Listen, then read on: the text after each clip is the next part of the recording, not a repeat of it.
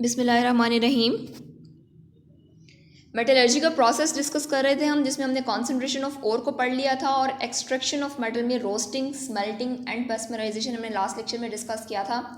आज हम बात करेंगे जी about the refining of copper. Last lecture में जब हमने पेस्मराइजेशन का प्रोसेस देखा था तो उसमें हमने कहा था कि हमारे पास जो कॉपर ऑब्टेन होता है वो ब्लिस्टर कॉपर होता है, जिसमें 98% प्योर कॉपर होता है और 2% इम्प्योर होता है। उस 2% इम्प्योर कॉपर को, यानी जो हमारे पास ब्लिस्टर कॉपर आया है, उसको 99.9% प्योर करने के लिए रिफाइनिंग ऑफ कॉपर का प्रोसेस करेंगे आज हम।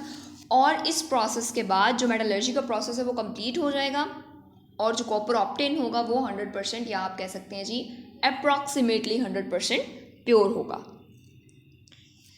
Refining and purification of the metal, ठीक है, तो मोस्ट वाइडली यूज प्रोसेस है रिफाइनिंग के लिए। रिफाइनिंग का मतलब क्या है कि जी हमने इम्प्योर मेटल को प्योर मेटल में कन्वर्ट करना है through the process of electrolysis.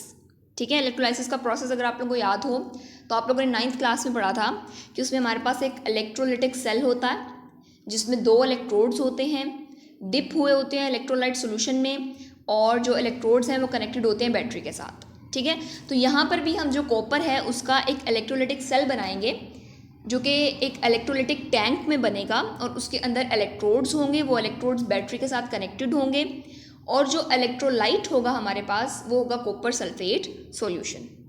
Right जी, अब हम इलेक्ट्रोड देख लेते हैं कि किस चीज़ के बने होंगे। इलेक्ट्रोलाइट की हमने बात कर ली कि वो CuSO4 यानी कॉपर सल्फेट का बना होगा। 2 इलेक्ट्रोड होंगे, एनोड और कैथोड। एनोड और कैथोड जो इलेक्ट्रोलिटिक सेल में हम डिफाइन करते हैं, that is based upon the terminal of the battery to which they are attached. For example, अगर जो एनोड है वो बैटरी के पॉजिटिव टर्मिनल से अटैच, अगर एक इलेक्ट्रोड बैटरी के पॉजिटिव टर्मिनल से अटैच है तो उसको हम एनोड का नाम देंगे, और अगर इलेक्ट्रोड बैटरी के नेगेटिव टर्मिनल से अटैच है तो उसको हम कैथोड का नाम देंगे। तो in case of refining of copper हमारे पास 2 इलेक्ट्रोड्स हैं, एक है प्योर कॉपर और दूसरा है इम्प्योर कॉपर। जो इम्प्योर कॉपर है वो होगा एनोड, यानी वो कनेक्ट होगा बैटरी के पॉजिटिव टर्मिनल के साथ, और जो प्योर कॉपर है वो होगा कैथोड और वो कनेक्ट होगा बैटरी के नेगेटिव टर्मिनल के साथ। अब ऐसा क्यों होता है, ऐसा क्यों किया हमने कि इम्प्योर को एनोड बनाया और प्योर को कैथोड बनाया? ऐसा क्यों नहीं किया हमने कि जी एनोड को प्योर बना दें? ऐसा नहीं है। ठीक है, सो इसका रीज़न ये है कि एनोड पे होती है ऑक्सीडेशन, कैथोड पे होती है रिडक्शन। ठीक है, सो जब होनी है ऑक्सीडेशन तो इलेक्ट्रॉन का लॉस होना है, और जब होनी है रिडक्शन इलेक्ट्रॉन ने गेन होना है। तो यहाँ पर जो इम्प्योर कॉपर है एनोड पे, इसमें जो कॉपर आयंस मौजूद हैं, कॉपर एटम्स मौजूद हैं, वो कॉपर एटम्स इलेक्ट्रॉन्स लूज़ करके आयंस में कन्वर्ट हो जाएंगे। वो आयंस सोल्यूशन में जाएंगे और सोल्यूशन में जाने के बाद वो आयंस जो कि पॉजिटिवली चार्ज हैं तो वो नेगेटिवली चार्ज इलेक्ट्रोड यानी कैथोड की तरफ अट्रैक्ट हो जाएंगे। कैथोड की तरफ अट्रैक्ट होने के बाद वो वहाँ जाकर रिड्यूस हो जाएंगे और डिपॉजिट हो जाएंगे, यानी जो एनोड है वो डिसोल्व हो रहा है और कैथोड पर डेपोजिशन हो रही है। अगर आपको अभी नहीं समझ आया तो नेक्स्ट स्लाइड में आपको ये कॉन्सेप्ट क्लियर हो जाएगा। अच्छा जी, रिएक्शंस एनोड पे क्या हो रहा है? अगेन एनोड इम्प्योर है और बैटरी के पॉजिटिव टर्मिनल से अटैच है, और हमें पता है एनोड पे क्या होती है? ऑक्सीडेशन होती है। ठीक है जी, एनोड पे क्या होनी है जी? ऑक्सीडेशन। तो यहाँ पर वो कह रहे हैं कि जो इम्प्योर कॉपर है that dissolves to produce Cu+2 ions, यानी यहाँ पर क्या होगा कि जो Cu मौजूद है इम्प्योर कॉपर में वो अपने इलेक्ट्रॉन लूज करके क्या बना देगा? Cu+2 इलेक्ट्रॉन्स लूज हो जाएंगे यहाँ पर। ठीक है, सो ये वाला रिएक्शन हो जाएगा एनोड पे। क्लियर है जी, ये रिएक्शन हो गया एनोड पे, यानी हमारे पास एनोड पे क्या बना? Cu+2 ions. उसके बाद कैथोड पे क्या होना है कि ये वाले जो आइंस बने हैं ये जाकर वहाँ पर डिपॉजिट हो जाएंगे, यानी जो Cu+2 आइंस हैं ये बैकवर्ड यानी रिवर्स रिएक्शन हो जाएगा, ये वहाँ जाकर अगेन इलेक्ट्रॉन्स गेन कर लेंगे। आप लोगों ने देखा कि एनोड पे इलेक्ट्रॉन्स लूज हो रहे थे, इसका मतलब है कि वहाँ पर ऑक्सीडेशन हो रही थी। यहाँ पर इलेक्ट्रॉन गेन हो रहे हैं, इसका मतलब यहाँ पर क्या हो रही है? रिडक्शन। तो यहाँ पर बन जाएगा Cu एटॉमिक फॉर्म में है तो ये कैथोड पर डिपॉजिट हो जाएगा। डिपॉजिट का मतलब है कि उसके साथ मिलकर एक ब्लॉक बना लेगा कॉपर मेटल का, जबकि एनोड जो है वहाँ से जो आइंस हैं वो डिसॉल्व होकर सोल्यूशन में आ रहे हैं। तो इसका मतलब है कि जो इम्प्योर कॉपर में कॉपर के एटम्स मौजूद हैं वो डिसॉल्व होकर सोल्यूशन में आ रहे हैं, और सोल्यूशन में जो आयंस मौजूद हैं कॉपर के वो कैथोड पर जाकर डिपॉजिट हो रहे हैं। ठीक है, अगर आप इसको इस सिनेरियो में देखो कि जो इम्प्योर कॉपर था वो डिसॉल्व हो रहा है और प्योर कॉपर पर क्या हो रही है, डेपोजिशन हो रही है, जिसका मतलब ये है कि जो इम्प्योर कॉपर है उसमें से जो कॉपर आयंस हैं वो प्योर कॉपर में कन्वर्ट हो रहे हैं। तो इस तरह से हमारे जो कॉपर है उसकी रिफाइनिंग हो जाएगी और जो इम्प्योर कॉपर है वो प्योर में कन्वर्ट हो जाएगा। ठीक हो गया। मैं एक बार फिर रिपीट कर देती हूँ पूरा प्रोसेस कि एनोड पर क्या हुआ है कि एनोड पहले था इम्प्योर, इम्प्योर में से जो कॉपर था वो ऑक्सीडाइज हुआ, इलेक्ट्रॉन लूज किए, आयंस बना, सोल्यूशन में आ गया।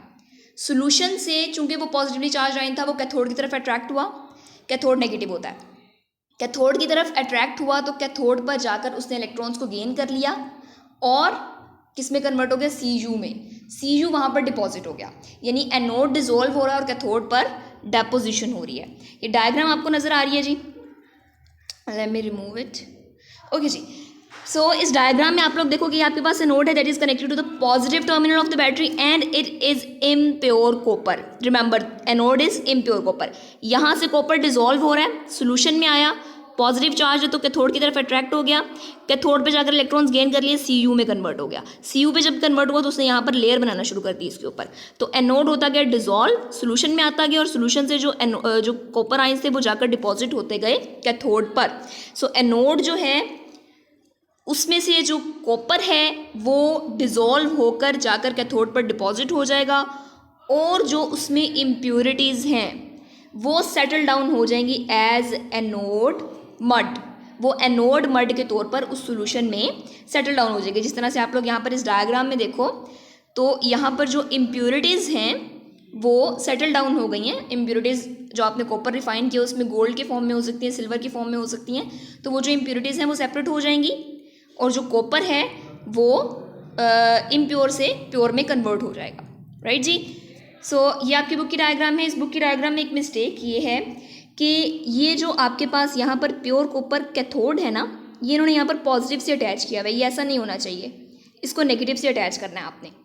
ठीक है, और इसी तरीके से जो इम्प्योर एनोड है उन्होंने इसको नेगेटिव से अटैच किया हुआ है, ये आपने पॉजिटिव से अटैच करना है। तो सिंपल आपने करना ये है कि अपनी बुक की डायग्राम में इस पॉजिटिव की जगह आपने नेगेटिव कर लेना है और इस नेगेटिव की जगह पॉजिटिव कर लेना है, तो आपके टर्मिनल्स जो हैं वो ठीक हो जाएंगे। यानी जो प्योर कॉपर कैथोड है, चूंकि वो कैथोड है तो वो बैटरी के नेगेटिव टर्मिनल से अटैच हो जाएगा अगर आप इसको नेगेटिव और पॉजिटिव ऑपोजिट कर लोगे, और जो आपके पास इम्प्योर कॉपर एनोड है वो पॉजिटिव टर्मिनल से अटैच हो जाएगा। तो होगा क्या कि जो इम्प्योर है वो डिसॉल्व होता जाएगा और प्योर पर जाकर डिपॉजिट होता जाएगा और इम्प्योरिटीज सेटल डाउन हो जाएंगी एज ए नोड मड। और एंड पर क्या होगा, जिस तरह से आप इस डायग्राम में देख रहे हो कि जो प्योर है उस पर डेपोजिशन हो गई है बहुत ज़्यादा, ठीक है, और जो इम्प्योर था वो डिसॉल्व हो गया। राइट। अच्छा जी, ये उन्होंने एक समरी दी हुई है पूरी की पूरी मेटलर्जिक प्रोसेस की, जो उसको हम 3 लेक्चर्स में डिस्कस कर चुके हैं। पहले लेक्चर में हमने देखा कॉन्सेंट्रेशन ऑफ ओर, तो ये आपके पास सबसे पहले क्रश्ड ओर था, क्रश्ड ओर से इम्प्योरिटीज रिमूव हो गई, यानी गैंग्यू पार्टिकल्स रिमूव हो गए। यहाँ पर उन्होंने कॉपर के लिए जो प्रोसेस किया वो फ्रॉस्ट फ्लोटेशन का प्रोसेस हुआ है। ठीक है, उसके बाद आपके पास आ गया कॉन्सेंट्रेटेड ओर। कॉन्सेंट्रेटेड ओर जब आ गया अब होनी है उसकी एक्सट्रैक्शन ऑफ मेटल, उसमें होनी है। एक्सट्रैक्शन में सबसे पहला स्टेप है रोस्टिंग का, रोस्टिंग में इम्प्योरिटीज रिमूव होती हैं, रोस्टेड ओर बन जाता है Cu2S और FeS वाला। ठीक है, देन होती है स्मेल्टिंग, स्मेल्टिंग में भी इम्प्योरिटीज रिमूव होती हैं as slag and as SO2। ठीक हो गया, तो यहाँ पर बन जाएगा स्मेल्टेड ओर दैट इज Cu2S और FeS, ये क्या बनता है, मेटी बनता है यहाँ पे। ठीक है, मेटी की देन होती है बेस्मराइजेशन और उससे बनता है आपके पास blister copper that is 98% pure. यहाँ पर हो जाएंगे again removal of impurities as slag, यहाँ पर भी removal of impurities as slag हो रही है स्मेल्टिंग के प्रोसेस में, बेस्मराइजेशन में भी removal of impurities as slag हो रही है। ठीक है, स्लैग वो आपने लास्ट लेक्चर में देखा था FeSiO3। देन जो ब्लिस्टर कॉपर है जो कि बना है थ्रू द प्रोसेस ऑफ बेस्मराइजेशन, उसकी रिफाइनिंग होगी और जो प्योर कॉपर बनेगा वो 99.9% प्योर होगा। ठीक है जी। सो ये हो गया पूरा का पूरा एक्सट्रैक्शन का प्रोसेस ऑफ कॉपर। कॉपर की हमने एक्सट्रैक्शन कर ली from the ore to the pure copper, 99.9% pure copper. इस रिफाइनिंग को आज हमने डिस्कस किया है। बाकी दोनों लेक्चर्स देखने के लिए आप पिछले 2 लेक्चर्स पर जा सकते हैं। That is about extraction of metal and concentration of ore. So ये जी, सो आपके चैप्टर के 2 टॉपिक रह गए हैं, यूरिया और सॉल्वेज प्रोसेस, और इन दोनों टॉपिक्स को हम नेक्स्ट लेक्चर में डिस्कस करेंगे। Thank you ji.